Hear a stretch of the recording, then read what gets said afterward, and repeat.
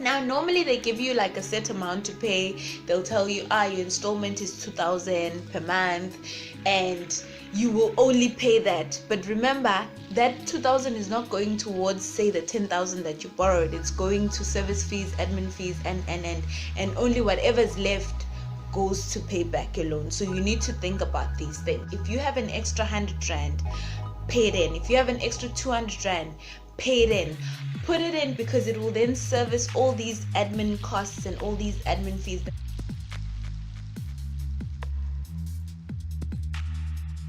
Hello and welcome, friends. Welcome to my channel. My name is Nokulunga, your host, as you know, and this is Youth Corner. Welcome to episode 5 of the financial wellness series. Now, today it's all about paying it back, alright? And I'm hoping that you will enjoy the content that I'll share with you guys. Now, everyone borrows money at some point in time in their lives, right? Whether it's borrowing from friends, from family, your parents, or official lenders such as banks, and even Omashonesa guys, loan sharks. And the principle of this exchange of money is on the basis that you will pay it back, right? And you will pay back at a later time. Now, the difference with borrowing from friends and family to borrowing from official lenders such as bank is that with the bank and official lenders, they want the money back with interest. Now, if you know about Omashonesa, you know that the interest is usually higher than what the banks would give you. But at the same time, that money is quick money. It's easier to access money from those lenders than the banks and so forth, right? Now, when you recall, and you would recall in episode 2, right, that I spoke about compound interest and how it can work against you when you borrow money, but how it can work for you if you invest your money, right? Because compound interest is your money growing at a certain percentage, and the longer you keep it, the more your money grows, right? Whereas when you borrow money, that interest that's charged, that 7%, that 10%, that is actually money added on top of what you already owe. So those are things that we will talk about today. So banks and lenders don't just give you money, guys. There is nothing as free money, okay? You pay it back with interest. That's just the standard. Unless it's a family or friends, then there's no interest. But with official lenders, and this goes the same thing for your NSFAS, your study loans, as well as just home loans from banks and so forth, you do pay it back with interest. Sometimes the interest is charged separately, plus with the service fee. So for instance, with banks, right? With banks, you pay for insurance as well. You pay for service fees. You pay for the money, the installment that you're supposed to pay, minus the admin fees and so forth. They calculate this on top. So when you make an installment and you pay back, say, however amount you're supposed to pay per month, that amount doesn't go and service the loan. It starts off with these things. So for instance, you will see minus the interest percentage, which is say 7%. All right, you'll pay that money. Minus the service and the admin fee, fine, you'll pay that money. Minus the insurance fee. Usually when you take credit, they'll put in an insurance to say, should you be unable to pay, maybe you lose your job or whatever the case may be, or your income, that insurance is supposed to be a buffer to help you to be able to pay back the money, right? Now, all these monies go off your installment, guys. So that money you pay is not going straight to the loan. You're still servicing that. So the longer you take to pay back the money, the more you will pay to this institution, be it a bank, whatever the case may be. But the choice is yours, right? You can kill that debt quicker and as soon as possible, but the longer you take, the more money you'll have to pay them at the end of the day. Now, normally they give you like a set amount to pay. They'll tell you, your installment is 2,000 per month, and you will only pay that. But remember, that 2,000 is not going towards, say, the 10,000 that you borrowed. It's going to service fees, admin fees, and only whatever's left goes to pay back your loan. So you need to think about these things, right? I strongly urge you to pay more than that. If you have an extra 100 rand, pay it in. If you have an extra 200 rand, pay it in. Put it in, because it will then service all these admin costs and all these admin fees that we've already spoke about earlier on. All right. Most importantly, guys, please borrow on your budget. Like, borrow within your means. Don't borrow money that you know you won't have. You can't borrow 5,000 when you know that you only have 2,000 coming in. That means that you can't afford that 5,000. Now, I know there are situations that require you to borrow money, for instance, school fees and so forth, and our parents have been doing it, so we tend to fall into the same cycle, whereas we're supposed to change the way things work, right? Have you ever seen like those car commercials where they talk about how they can help you finance a car, and you're like, okay, should these people actually care about me? You are an asset to them, meaning you are valuable to them because you are going to make them money. You are business to them, not that they want to help you. All right, and let me tell you why. You have a look, right? You need to have a look at the fine print. The fine print of the contracts. When you get a contract, don't get excited that they're saying you're going to pay 4,000. You need to look at it and be like, okay, but where is this 4,000 going? Look at the fine print, read before you sign. Take a day, take 2 days.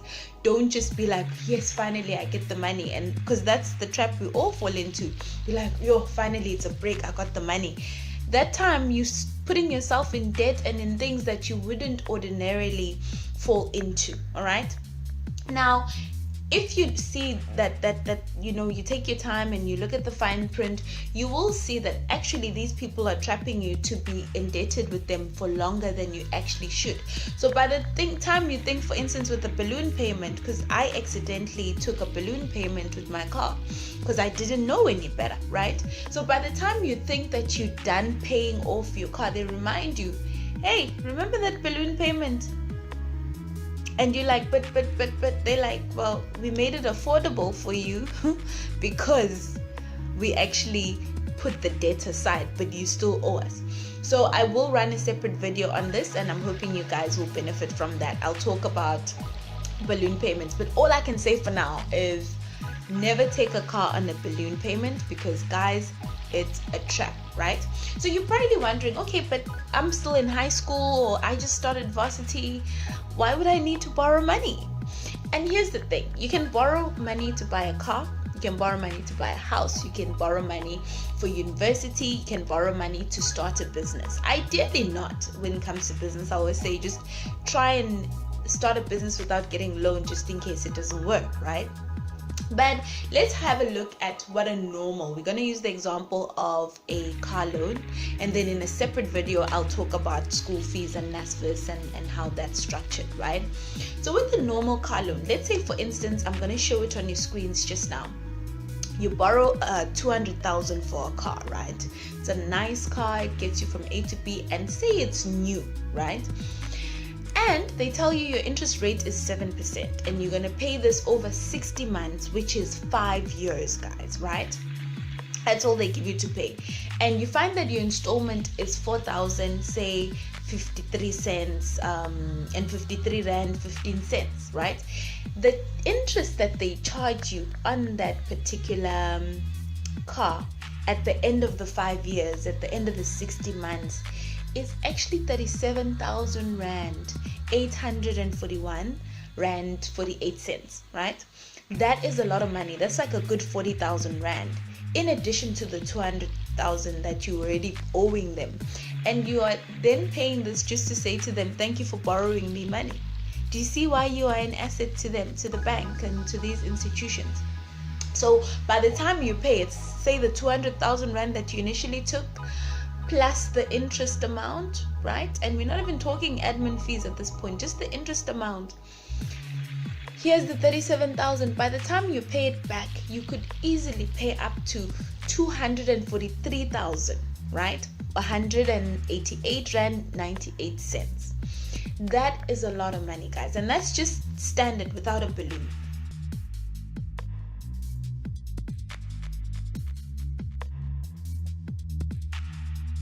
Now remember here the installment was 4,000, right? 4,000 rand some change. Say for instance you say to them, actually I don't have 4,000 rand because I'm only getting paid 12,000 rand, so I can't afford to pay 4,000 rand. It's not going to be enough for rent, for food, and for daily upkeep, and maybe you even have a credit card, or you have, and you're like, no. So they'll say to you, don't worry, we can help you pay less. How much can you afford? And you say, I can afford 3.5 per month. What they will then do is they'll say, okay, we'll give you a balloon payment of say 20%, right? That means we take 20% of what you owe us and we put it aside, right? We're still charging you the same interest, which is 7%. By the time you pay, right, you make your 3.5 payments every single month and you're thinking, I can afford. By the time you get to the 5 years, remember the loan is you're taking the loan for 60 months, which is 5 years, right? By the time you get to the last month and you're like, I'm done, they will remind you that, listen, that 20% of balloon, which is 20% of 200,000 is 40,000 rand, they will remind you that actually you still need to pay us 40,000 rand before you are debt free. And usually this is in a lump sum. They want the money same time. Most people fall into the trap of they can't afford the 40,000 rand cash. So what they then do is they then get another loan to pay for the 40,000 rand. And guys, it's a trap. So if you took a car, say for 200,000 and you paid the balloon payment, by the time you pay them back, you would have paid them 250,000 rand. It's not worth it. A car, and by then it's 5 years later, the car's already old. Is it worth 250,000 rand? I don't think so, right?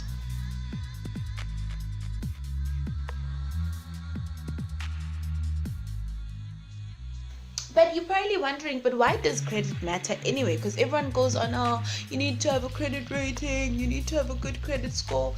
Simply put, everyone who borrows money gets a credit score. Depending on how well they pay back the money, the higher you get better deals if your credit score is higher than when it's lower. Now what happens is people who've never had any credit, borrowed money, those people hardly have a credit rating because they don't really know whether you pay well or you don't pay well. So often what people will do is they'll go and get the loan just so that they can appear as if they pay well. They'll get a credit card or they'll get a phone on a loan or whatever the case may be. And the numbers on the credit scoring ranges from 0 all the way to 999. So your credit score could be anywhere between the two, and obviously the lower, the worse, the higher, the better. Now, when you get to universities, banks will offer you, they'll come to campus on orientation and open day and all those things. They'll offer you a student credit cards. They offer you clothing stores. Like I know Edgar's and the likes were busy offering. Hey guys, do you know that when I was in varsity, they offered me a garage card? By the time I started, I didn't have a car then, but they offered me a garage card, which is like a petrol card or like a credit card that works to buy you petrol. Guys, that's money that you don't have. Credit cards are not yours. That money is not yours. You are borrowing. So I know Mr. Price is also doing the same thing where they're offering students clothing accounts. Now they claim that this is to build your credit record because you need a credit record or rating, right? But if you don't manage these properly in varsity, you don't manage them well in your first few years of working, what will happen is you'll end up with a negative credit rating. Remember I said it starts from 0 to 999? You'll have a negative credit rating because you're like, it's just a student credit card. It's just a student clothing account. But all of these things matter. Every single debt that you make gets reported to the credit bureau, like your TransUnion, and what they then do is they keep track of how well you pay and how badly you pay back the people who've borrowed you money. Now that will affect you negatively when you're trying to get bigger items like maybe a car or a house. In most cases, a lot of young people end up getting cars and houses on credit. So by the time you want to get that, you can't because you've got a bad credit rating. Now, another thing that we don't talk about, and I didn't know this until recently, is NSFAS. A lot of students use NSFAS to study, but they don't know that NSFAS loan can actually affect your credit rating. How does it work? right? So NSFAS, for those who don't know, is like a loan. It's a loan for you to go to university or to a college, for you to study, right? The money you borrow covers like the cost of your studies, like tuition fees, your food, your accommodation, book, and also your travel allowance, right? Now, this loan is usually paid back when you start working. When you start working and say you're earning more than 330,000, more than 30,000 rand per year, they then start to, bill you. And sometimes they'll take like 100 rand or 200. You decide how much you want to pay them per month. But once you start working, they know, because they track you with your ID. So, when you pay as agreed, say, you've done work, you're done studying, now you are in your first job and you're earning more than 30,000 rand per year, NSFAS can actually start claiming the money from you. Now, if you pay well, it will actually affect your credit rating positively. But if you don't pay well, or you're dodging them, or whatever the case may be, it could actually hurt, right? Student loans as well, they give you extra time to finally get the money together, but at the same time they can report you to the credit bureaus and actually essentially mess up your credit rating, right? It's only bursaries that you don't necessarily have to pay back in cash, but rather in service by maybe working for the company for a year or two, depending, right? I will create a separate video on that difference between student loans and bursaries for those that might not know. Now, let's move on to my favorite part, which is quiz time. True or false? Question number 1 says, borrowed money is free money.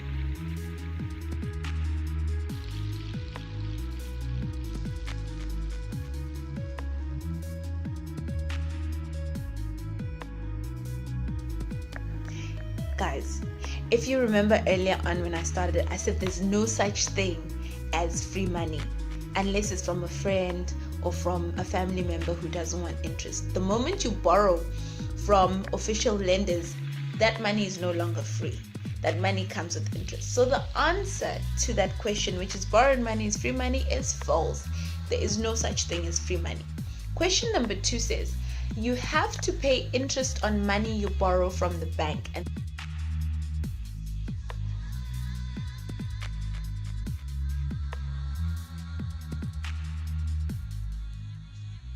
that is true. You have to pay back interest on money and that interest is compound interest. But if you borrow the bank money by investing it, they pay you the compound interest. All right, let's look at question number 3. Question number 3 says, the later you pay the money you owe, the lower your credit score will be.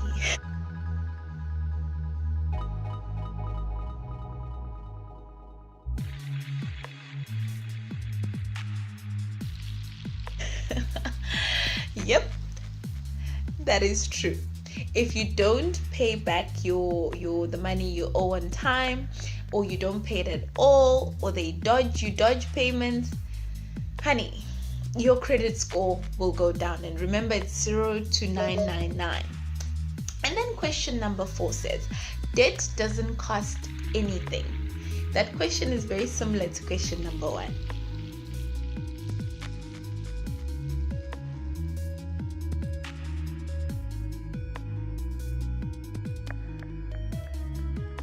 What's the answer? The question is false. Debt costs you interest. You pay the money that you borrowed plus interest as a service fee, or to say thank you for borrowing you the money because you didn't have it, right? So question number 5 says, the faster you pay back the money you borrowed, the lower the amount of interest you will pay.